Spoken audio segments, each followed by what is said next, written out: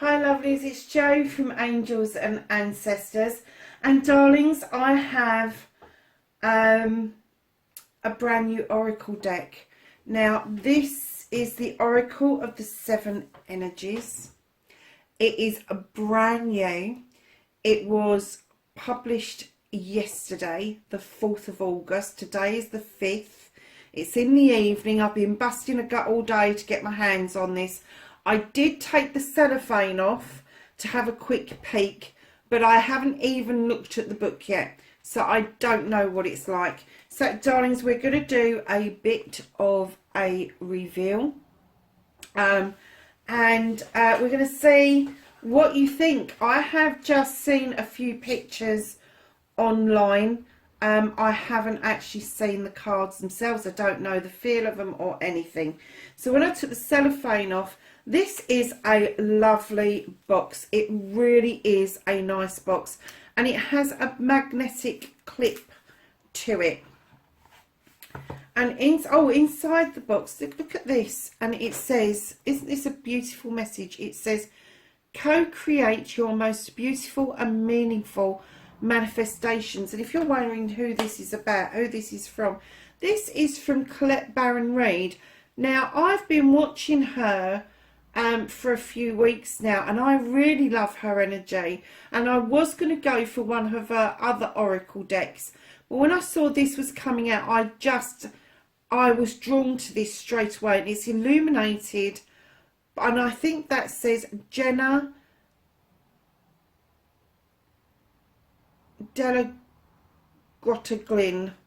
I think. I'm sorry Jenna if I've got that wrong, darlings, but yeah, what a beautiful box. It is gorgeous. So let's open this up and pop the book out to start with. As you can see, the cards have still got their, and it's matte. The cards have still got their nice little, and the box is just so pretty. Look at this box. That is massively pretty. So I'm just going to pop the box there with the cards. We'll have a quick look at the book. And the book has a matte feel to it as well. So you've got a contents table, an introduction, and then how to work with the Oracle of the Seven Energies. And then you've got some little layouts that you can use, some bigger layouts, and how this oracle will serve you. And then you have got the explanation. Now, luckily, yeah, the cards are numbered and they've got the name on them. So, yeah, very easy to follow. There are no pictures, unfortunately. That would have been a nice touch if they'd had the picture in the card as well. And then just notice something, right? Energy 1, earth. Energy 2, water. Energy 3, fire. Energy 4 is love. Energy 5 is sound.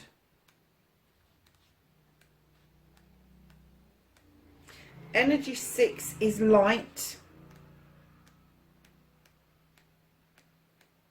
And energy 7 is thought. So darlings, this is a lovely little book. I haven't had the chance to read it. I will read it, and I may adapt the video later on and maybe add or put a part 2 to it. But I'm busting a gut to get to these beautiful cards. Now it comes with this tape around it. I'm going to try and get that. That might slide off, which of course it doesn't. So now I've got to try and pick it off. Oh, there we go.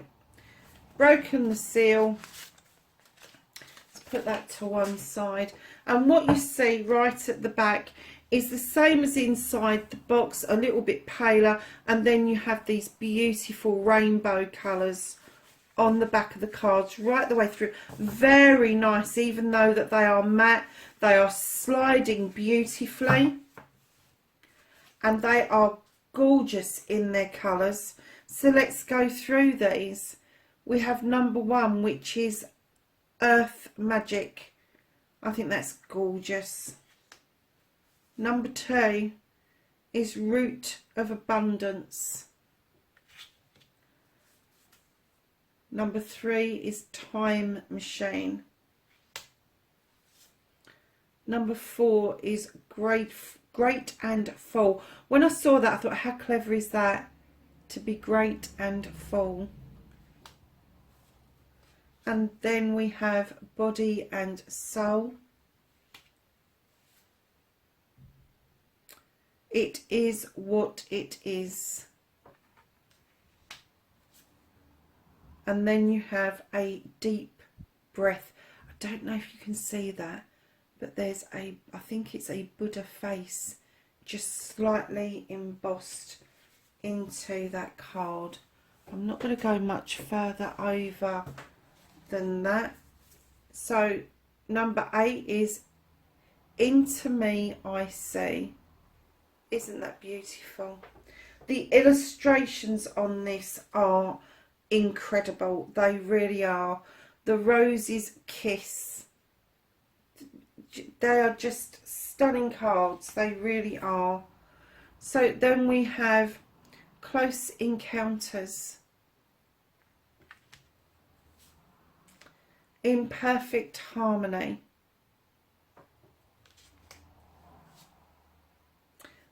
Bearing Fruit. Filling the World. Oh no, Feeling the World. Sorry, darlings. There you go. Isn't that a beautiful card? And then we have Beautiful Uncaging.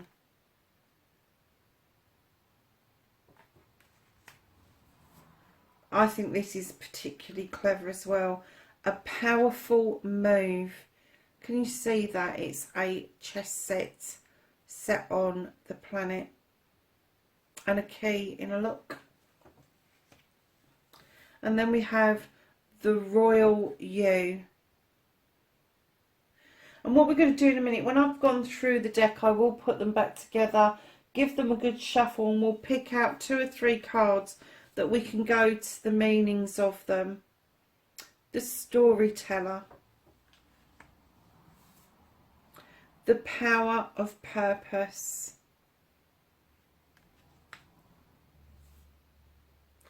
Waking the Lion.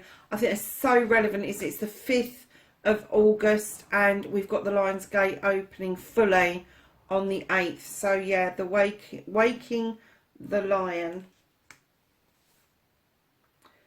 A Merry Motive.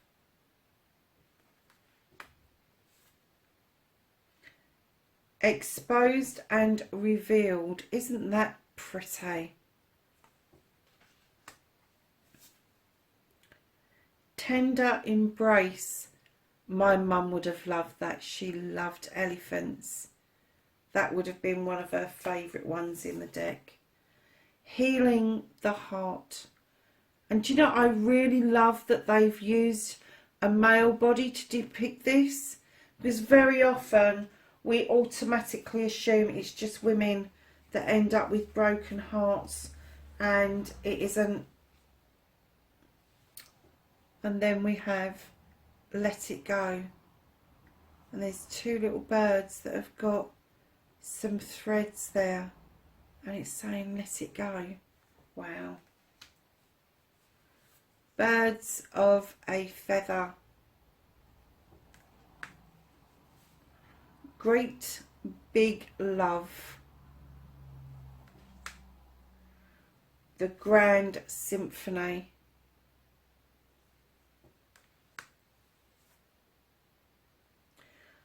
Broken Open. Wow, that is so pretty. Awakening Genius, Shining Through,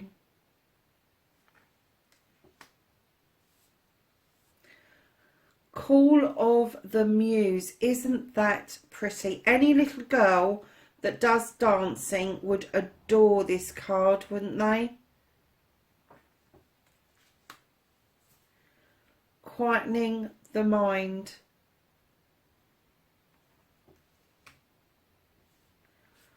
Ears Wide Open. Look at that fox. I do love those foxes.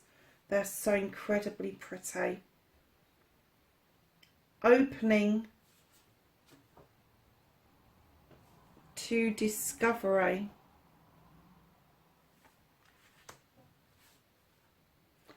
A Tall Tale.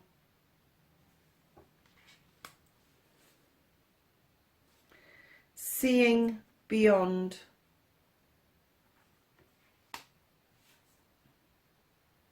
The Oracle's Gift. I like that one in particular. I do like tea. Endless Possibilities. That is glorious. Look at this. Endless Possibilities. Wish Upon a Star. The Land Between.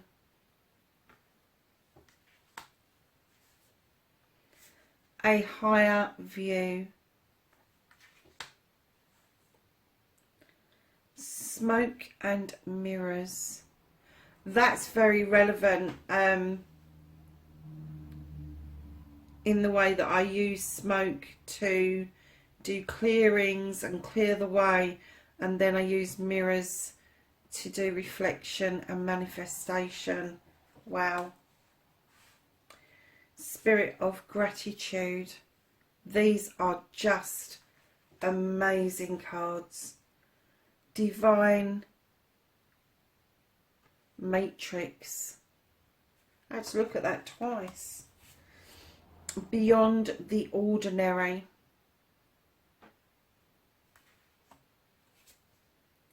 The Uncharted Sea. Sacred Reverence.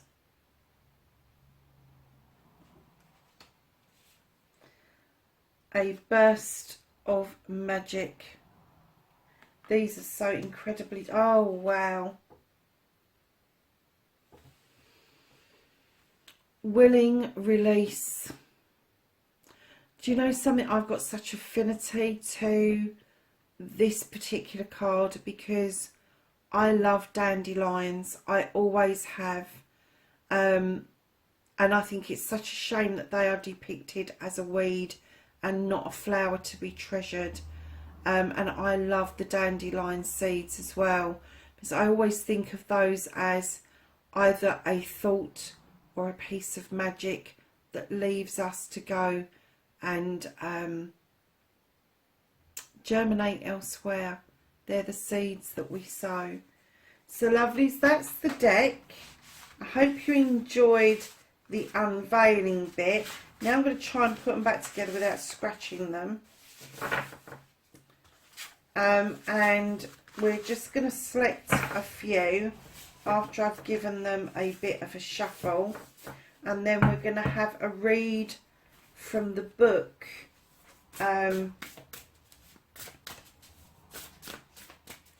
About the meaning, so you get a rough idea of where it's taking you on your journey.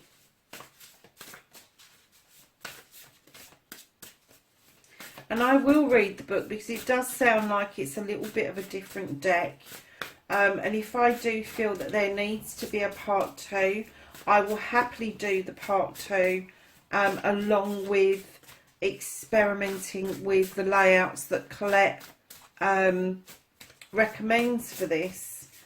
I would imagine that she would agree though that if you have a layout that you prefer, that would be okay to use it. So, doesn't look like we've got any leapers from this deck. It's a nice deck to handle. The size is really good. I've only got little hands. Yeah, it's a very nice deck to handle. So I'm just going to take one from the middle, 2, and the one from the bottom, 3, and we are going to read these 3 cards. So I'm hoping we've got some really good numbers on here. So we have got 16, 34 and 31. So we pulled out the opening to discovery. Let's just see what this has got to say. And they are numbered, so it's really, really handy. 3, 34. Opening to discovery. Key concepts. The small bits of data you collect from the world to form ideas and transfer of vital information via the universe always speaks to you. The need to integrate information to be discerning about what you expose about yourself. So it goes on to say, we tune into information from our outer environment and assign the meaning to within our psyches. Every day, however, the amount of data that we sort through exceeds what we're capable of processing, especially since advent of the internet, when we have to be bombarded with more than we can ever hope to absorb. Therefore, it's important for the mind that it is important to be mindful of what we expose ourselves to. It says the universe is always engaging us. We are part of it. After all, through these synchronicities, omens and other signs that point towards our best path. Our intuition helps us tune in and see our environment like an oracle. However, this is new information, doesn't always make sense right away, and being curious and non-resistant is key into learning.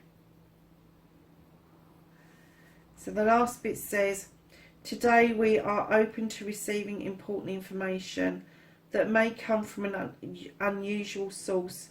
The universe wants us to help you, but recognizing the way this aid will arrive depends on your willingness to shut out superfluous noise. Maybe you need to take a break from social media gossip or the news. Don't let yourself be distracted. Listen without attachment and see what arises in your life. Expect a message from the universe and you shall have it. How beautiful is that? So the next one I think we pulled out was 31.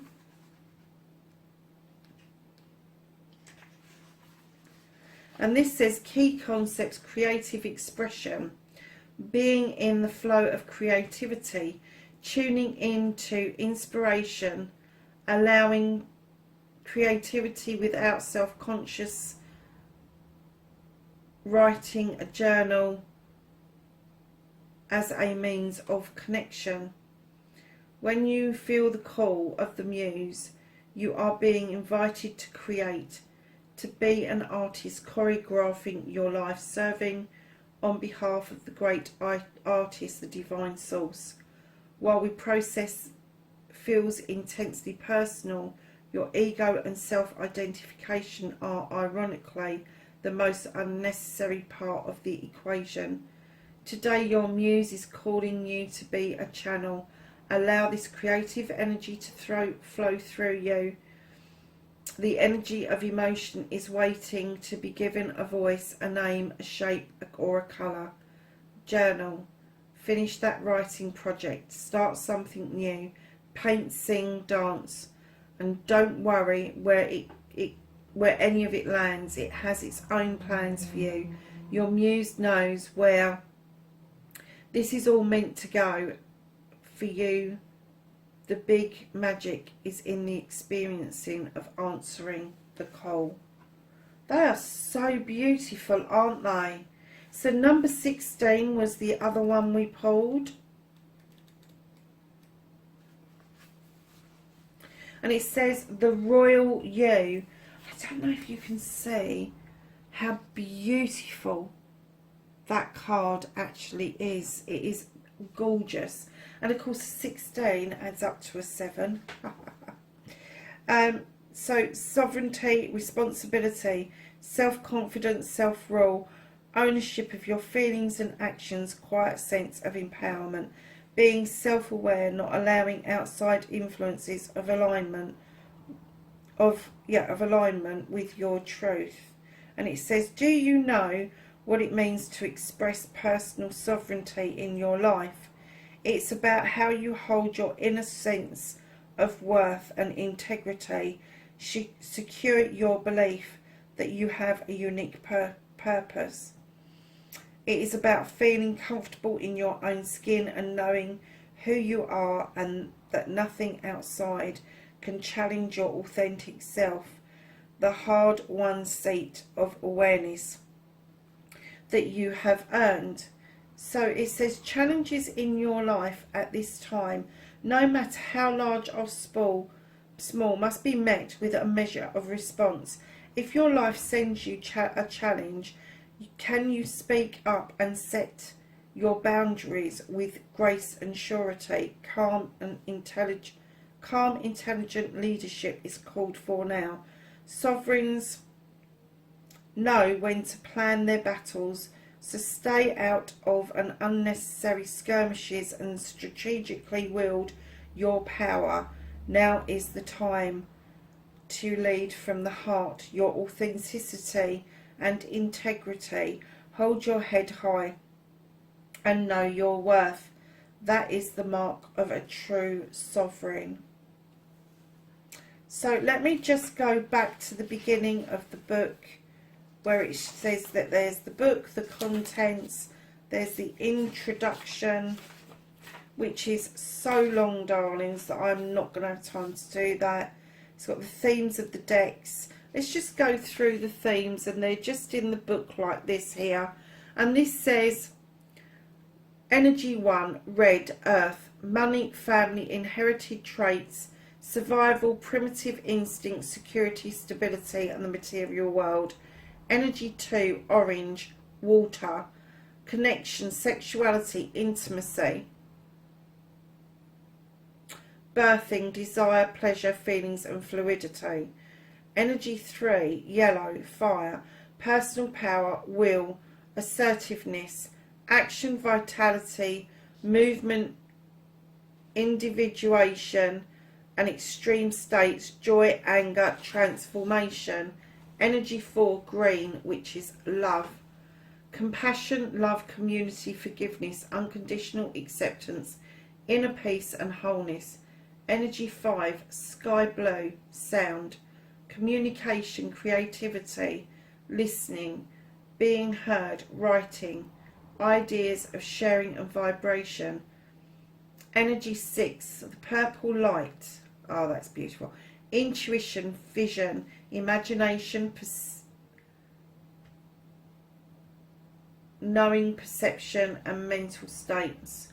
Energy 7, golden white, thought, spirituality, ego, transcendence, liberation, God consciousness, understanding, and wisdom. And then it goes on to say, is this very long? Because I don't want to make this video particularly long. So I'm just going to do the first paragraph. It says, if you can, work with your cards in special space you designated for your sacred practices, prayer and meditation. Not all of us can have that. I understand that. But it is kind of... even if you have to clear a space when you're using them, it is always good to have maybe a cloth and a candle and that sort of thing. I understand what this is saying. Choose an area in your house which is adorned with beautiful things. I like to surround my cards with objects that hold meaning, such as crystals, colourful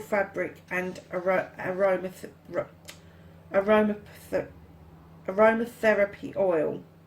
I suggest saying a prayer before you use any oracle deck to signify the sacred task.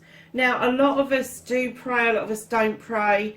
My prayers I call petitions, so don't get hung up on semantics. It doesn't matter how you call the divine source or the energy or whoever it is that you believe in. Even if you don't believe in a greater being than yourself, you can still ask the energies to come into you. I very often ask the angels, the ancestors and the guides to come in. So it's just personal preference, to be perfectly honest with you, but I can understand what it means by saying the prayer. It's about setting an intention for you going forward. So it says here, consciously activate your partnership with the spirit. And here's an invocation that I like to say: spirit, or she has put, or goddess, God, universe, divine, intelligence, higher power, etc. So she's put spirit. Make me channel your peace and wisdom. Relieve me of my bondage of self, so that I may see clearly. Open to your light. Let there be only truth and understanding. Thy will be done through me, and the highest good of all. So, the Oracle deck is designed to answer a variety of questions with timeless concepts of transformation and healing and understanding. It is not conducive to addressing simple questions with just a yes or no answer. In other words, Oracle means a poetic flavour rather than on the nose. Your questions should be broader and subject based. For example, a good question for the Oracle would be something like, what do I need to know about my issue with my sister? What is the best way for me to handle a difficult situation I'm facing? What action do I need to take to stay on track with my project? Or what can I do to be aware of what's not obvious in a situation for my highest good? Of course, the general, what do I need to know today for my highest good, is always a great way to start your day. I was just thinking they would be fabulous to get an energy of the day thing. So yes, she goes on and says that is really good. You can do a 1 card reading.